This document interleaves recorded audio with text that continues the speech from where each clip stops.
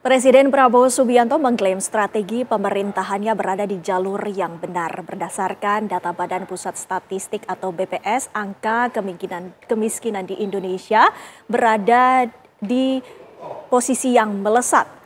Benarkah demikian pemirsa? Bagaimana pemerintah menanggapi fenomena rombongan jarang beli atau rojali dan rombongan hanya nanya atau rohana yang berbak di pusat-pusat perbelanjaan akhir-akhir ini?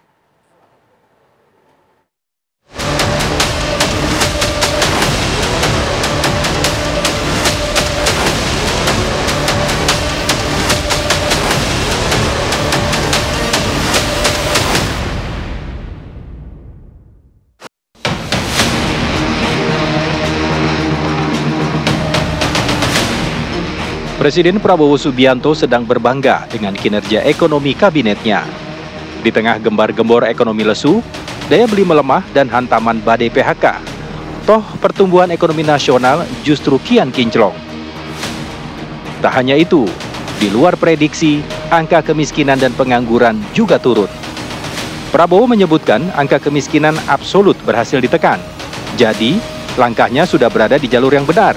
Capaian ini menurut Presiden menggugurkan semua spekulasi bila masa depan Indonesia gelap. Saya merasa saudara-saudara sudah bekerja sebagai satu tim. Saya kira tanpa kerja keras saudara sebagai tim, tidak mungkin kita capai apa yang sudah kita capai hari ini. Dalam waktu yang masih singkat, banyak sekali yang telah kita capai. Strategi yang sudah saya canangkan ternyata mulai terasa dan terlihat bahwa strategi kita benar, kita berada di arah yang benar, kita berada di azimut kompas yang benar. Berdasarkan data Badan Pusat Statistik, pertumbuhan ekonomi Indonesia pada kuartal kedua tahun 2025 sebesar 5,12%. Sebelumnya, BPS juga merilis jumlah penduduk miskin Indonesia per Maret 2025 turun 0,2 juta orang dibandingkan September 2024. Angka ini menjadi yang terendah dalam 2 dekade terakhir. Angka ini pun jauh melampaui prediksi para pakar di tengah melemahnya daya beli masyarakat, tekanan dunia usaha, dan ketidakpastian ekonomi global.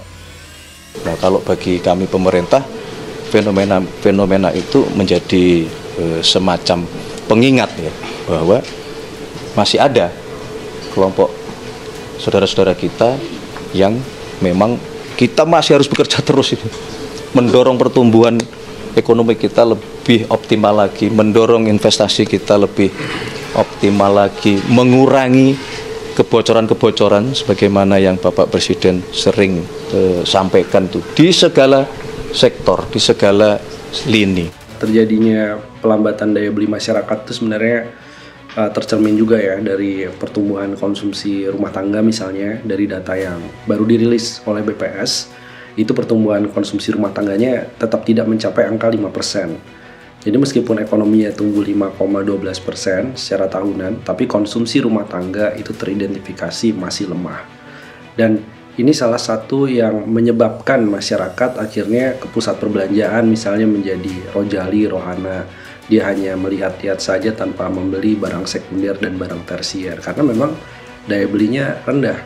Dan porsi masyarakat dari total pendapatan itu lebih banyak untuk membayar cicilan pinjaman, itu semakin besar. Jadi uang yang bisa ditabung juga semakin kecil. Data pertumbuhan ekonomi BPS ini memang berada di atas proyeksi banyak analis. BPS mengklaim pertumbuhan ekonomi Indonesia ditopang kinerja seluruh lapangan usaha yang tumbuh positif, khususnya yang berkontribusi besar terhadap pendapatan domestik bruto, seperti industri pengolahan, pertanian, perdagangan, konstruksi, dan pertambangan. Atas dasar harga berlaku sebesar 5.947 triliun rupiah, atas dasar harga konstan sebesar 3.396,3 triliun rupiah, sehingga pertumbuhan ekonomi Indonesia pada triwulan 2 2025 bila dibandingkan dengan triwulan 2 tahun 2024 atau secara year on year tumbuh sebesar 5,12%. Bila dibandingkan dengan triwulan 1 2025 atau secara Q2Q tumbuh sebesar 4,04%. Pertumbuhan positif ini pun kini memunculkan debat kusir. Bukankah tengah ada tren rojali alias rombongan jarang beli dan rohana atau rombongan hanya nanya? Ataukah rojali dan rohana itu hanya isapan jempol kelompok yang hanya bermodal katanya? Daripada masyarakat ini terlihat shifting belanjanya lari ke belanja online.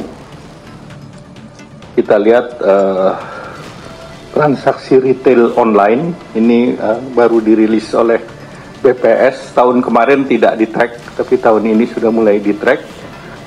Retail dan marketplace tumbuhnya kuartal to kuartal adalah 7,55%. Kemudian yang shift ke online, salah satu contoh yang tumbuhnya tinggi adalah personal care dan kosmetik, itu naik mendekati 17%. Ini menunjukkan bahwa terkait dengan isu rohana dan rojali ini isu yang ditiup-tiup.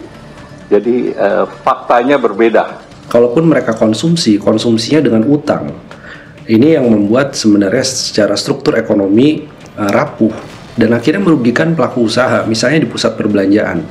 Kalau lebih banyak yang hanya nongkrong, hanya beli misalnya makanan minuman tanpa membeli barang-barang fashion ataupun barang elektronik, maka ini menjadi pertanda yang kurang begitu bagus terhadap omset dari pelaku usaha dan akan memicu terjadinya pemangkasan tenaga kerja, akan melakukan efisiensi di berbagai sisi. Jadi memang harus ditangani segera ya oleh berbagai stimulus ekonomi dari pemerintah untuk mendorong dari sisi sektor realnya terus bergerak. Pemerintah kini diwanti-wanti agar tak terlena dengan angka, sebab bila salah langkah, bukan hanya kebijakan yang menjadi tidak efektif, tapi bisa memperburuk keadaan, lantaran mengabaikan gejala-gejala real di lapangan. Sejak awal kami sudah mengingatkan di forum resmi kepada BPS. Kita meminta kepada BPS jangan kemudian memberikan angka-angka statistik hasil Susenas itu berdasarkan pesanan. Misalnya pesanan karena kita ingin performanya baik, lalu kita harus menyatakan ada angka kemiskinan turun, masyarakat miskinnya turun, kemudian Gini rasio turun dan yang lain sebagainya. Kita juga menekankan bahwa validitas dari BPS ini, hasil survei BPS, Susenas BPS ini harus bisa menjadi pegangan bagi pengambil kebijakan, maka tidak boleh main-main. Fenomena rojali dan rohana yang merebak di pusat-pusat perbelanjaan sejatinya adalah alarm bahwa telah terjadi pelemahan daya beli. Meski dalam angka kemiskinan diklaim menyusut dan pertumbuhan ekonomi nasional melesat.